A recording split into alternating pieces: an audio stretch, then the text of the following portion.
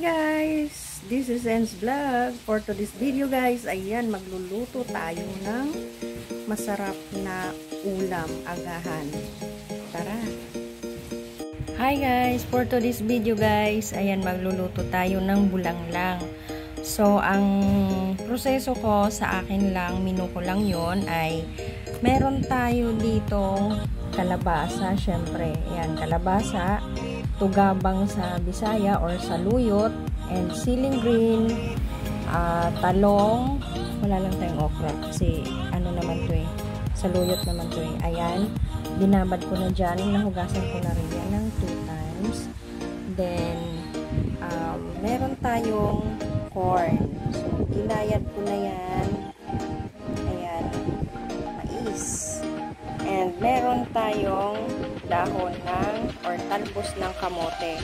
So, ang sahog natin is fresh isda. Ayan. And meron pala akong labong. Ano ba to sa basta labong siya guys. Ito yung ayan.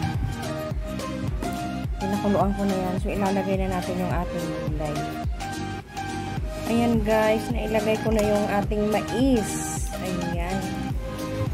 Mais. So, antayin lang natin siya ng 3 minutes. Pakuluin natin ng 3 minutes para maluto din yung mais para mailagay na natin next yung ating talong, kalabasa, and saluyot. So, antay lang natin guys.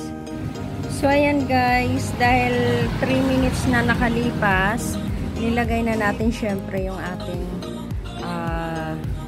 talong, saluyot, and kalabasa. Kasi nauna yung mais. Mabilis lang naman yan maluto. Para ang next na natin ay yung isda. Then, last yung ating talbos ng kamote. Ayan guys. Di pa rin siya nakulo. So, takpan muna natin siya guys.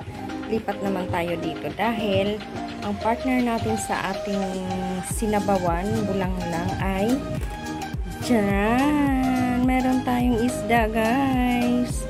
Ayan. Piprito natin yan. Syempre, sarap. Sariwa pa yan. Ipiprito natin yan para meron tayong prito and bulanglang. Yan na nga po guys, di ko na nabidyohan at nalobat ang aking cellphone. So ito na guys, luto ng aking bulanglang. Ayan. Mais at labong. Ayan guys. At nandito yung ating isda. Baka madurog kasi. So ayan ang ating isda. Ayan guys, ang ating ulam for today's video. This is En's Vlog. Meron tayong prito isda. Ayan, partner natin dito sa ating sinabawang gulay, labong, mais, okra, saluyot, and talbos ng kamote. Ayan. Sarap guys. May kalabasa pa pala. Ayan. Dami yan. Dami natin grasya guys. Antayin na lang natin na maluto ang ating pritong isda. Thanks for watching. God bless. Bye.